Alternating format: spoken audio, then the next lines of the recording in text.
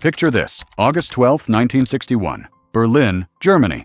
You kiss your grandmother goodbye after Sunday dinner. She lives just 3 streets away, in the eastern sector. You promise to visit next weekend. You walk home through familiar streets, past the corner bakery, past the old church. The summer air is warm. Life feels normal. You will never see your grandmother again. By morning, soldiers are rolling out barbed wire across your street. Armed guards stand where children played yesterday, and a wall begins to rise that will divide your city, your family, and your life for the next 28 years. This is the story of the Berlin Wall, not the politics, not the Cold War theories, the people, the families torn apart overnight, and the moment when everything changed. It started with a lie. The East German government said nothing was coming. On August 11th, just 2 days before the wall went up, Walter Ulbricht himself declared to the world, "Nobody has the intention of building a wall." Berliners believed him. Why wouldn't they? The city had been divided into sectors since 1945, yes. But you could still cross, you could still visit family, you could still live. But that summer, something was breaking. Every day, thousands of East Germans were fleeing to the West. Doctors, engineers, teachers, young people with dreams. By August 1961, nearly 20% of East Germany's population had already left. The country was bleeding out through Berlin. Moscow had enough. Nikita Khrushchev gave the order. And on the night of August 12th, while Berlin slept, everything changed. The operation began at midnight. East German soldiers, police, and factory workers moved into position along the entire border. They worked fast, unrolling barbed wire, digging up streets, blocking subway entrances. By 2 a.m., the first barriers were in place. By dawn, Berlin was cut in two. The Drews family had just returned from vacation that night. They drove their Volkswagen Beetle through East Germany, tired but happy after 2 weeks of camping in Austria. Young Heinz Drews sat in the back seat as his parents drove. He remembers his father's voice suddenly changing. "Why are there so many Russian military vehicles on the Autobahn tonight?" his father asked. "All heading toward Berlin." The next morning, someone banged on their door. A neighbor. Something terrible was happening. The family ran to the border at the end of their street. What they saw made their blood freeze. Soldiers everywhere. A barbed wire stretching in both directions. And on the other side, just meters away, people they had known their whole lives. Trapped.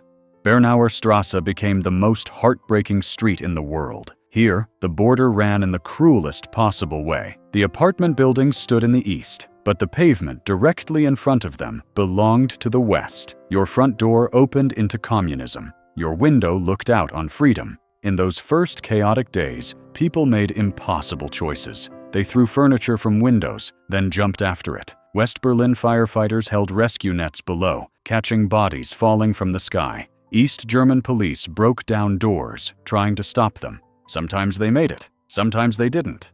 On August 22nd, 59-year-old Ida Siekmann became the first person to die at the wall.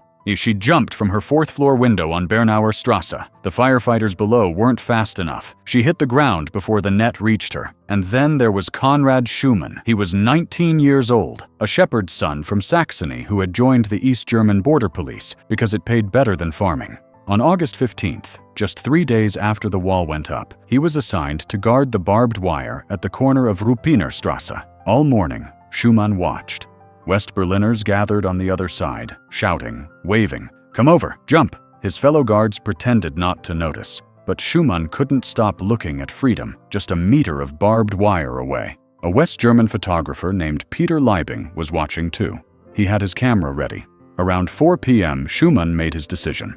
He had secretly swapped his loaded submachine gun for an empty 1 hour earlier. When his comrades looked away, he stepped toward the wire, his heart pounding, his whole life about to change in 3 seconds. He jumped. Liebing clicked the shutter at the perfect moment. The photograph captured Schumann mid-leap, rifle flying away, body suspended between 2 worlds. It became the most famous image of the Cold War. They called it Leap into Freedom. A police car was waiting. Schumann dove in. They drove him away before the East German guards could react. That evening, he sat in a West Berlin police station, eating pea soup, surrounded by officers congratulating him. But freedom came with a price. Schumann never saw his family again. The Stasi sent letters in his mother's name, begging him to return. They were fake. He knew it. but the guilt never left him. When the wall finally fell 28 years later, Schumann went home to Saxony. Some people welcomed him. Others refused to speak to him. Traitor, they still called him, the man who jumped to freedom, the man who could never truly escape. In 1998, Konrad Schumann hanged himself in his garden in Bavaria. He was 56 years old. The wall grew higher with every year. What started as barbed wire became concrete. What was concrete became a death strip. Guard towers rose every 200 meters. Dogs patrolled. Mines were buried. Searchlights swept through the night. The wall evolved into something monstrous. 155 kilometers of fortification surrounding West Berlin completely. And still, people tried to escape. They dug tunnels beneath it. They flew hot air balloons over it. They hid in cars, in suitcases, in secret compartments built by engineering students who risked their lives to free strangers. Over 5,000 people made it across. At least 140 did not. Peter Fechter was 18 years old, a bricklayer. On August 17, 1962, exactly 1 year after the wall went up, he and a friend tried to climb over near Checkpoint Charlie. His friend made it. Peter was shot in the pelvis. He fell into the death strip, just meters from the western side. He screamed for help. West Berliners watched in horror, shouting at the East German guards to help him. The guards did nothing. For 50 minutes, Peter Fechter lay bleeding in full view of the world's cameras. He died there, in the dirt, while people on both sides watched helplessly. For 28 years, the wall stood. Families grew up divided. Children were born who had never seen their grandparents. And lovers were separated by concrete. An entire generation learned to live with the unthinkable.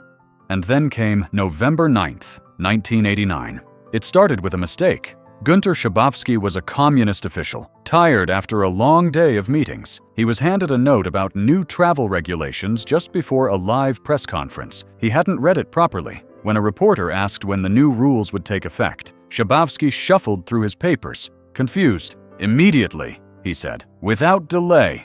He was wrong. The rules were supposed to start the next day, with proper procedures, but the press conference was broadcast live. Within minutes, thousands of East Berliners were heading for the checkpoints. At Bornholmer Strasse, Lieutenant Colonel Harald Jäger was eating dinner when he heard Schabowski on television, and he nearly choked on his food. Jäger was a loyal communist. He had served at the wall for 28 years. When it went up in 1961, he had cheered. Now, suddenly, crowds were gathering outside his checkpoint, demanding to cross. He called his superiors. They had no answers. He called again. Chaos. Nobody knew what to do. The crowd grew from dozens to hundreds to thousands. They chanted, "Open the gate! Open the gate!" Jäger was terrified, not of the people, of what might happen if things went wrong. He had 30 guards. There were thousands of citizens pushing against his gates. One wrong move, and people would die. At 9:20 p.m., his superiors ordered him to let through the most provocative individuals, stamping their passports so they could never return. It was supposed to release pressure. Instead, the crowd grew angrier, larger. By 11:20 p.m., then Harald Jäger made a decision that would change history.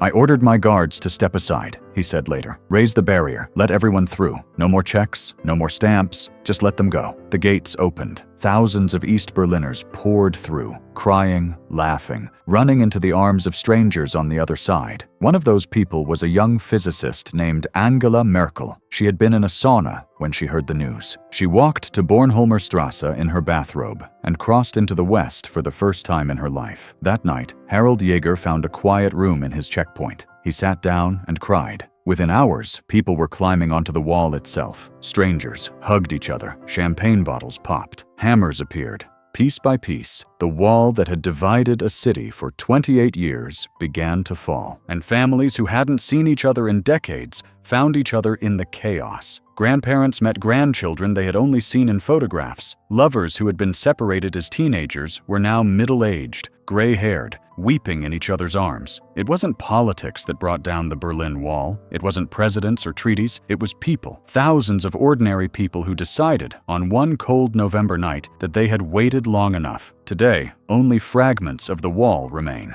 Memorial sites, museum pieces, painted sections preserved for tourists. But in Berlin, if you know where to look, you can still see the line. A double row of cobblestones runs through the city, marking where the wall once stood. Through streets, across squares, past cafes where people now drink coffee without thinking about what happened there. 156 kilometers of division, 28 years of separation, at least 140 lives lost trying to cross, and one night when the gates finally opened and a city breathed free for the first time in a generation.